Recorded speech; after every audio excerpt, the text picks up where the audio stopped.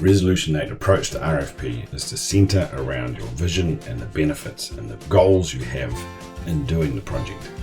Understanding the business first and then work towards actually getting a final result. This is important, so we need to get those things locked down and understood what your benefits are, especially how we're going to measure those benefits as well, so that you can be sure that once you've finished, you've actually got a product that solves a bunch of problems for you, and you can prove that it was worth the investment, both with us and also with the vendors that are going to respond. Once we've got that information, we build the other parts. So we get those requirements, functional, non-functional, essentially what the system needs to do. We set the rules for the vendors in terms of how they should respond and the rules around how we interact with them.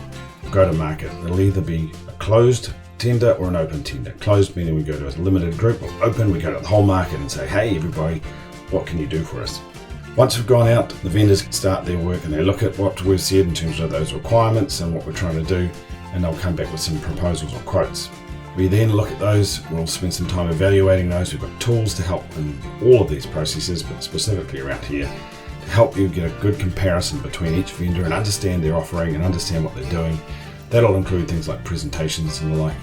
And we'll get to that point where you'll actually be able to make a decision about your preferred vendor. And then we can help you with the contracting process, which is where we really get rubber to meet the road, if you like. Where the vendor is actually looking at what we've asked for, where we're looking at what options are there and then making decisions, and then getting to a point where we've actually got a contract that says this is how you will implement this piece of software.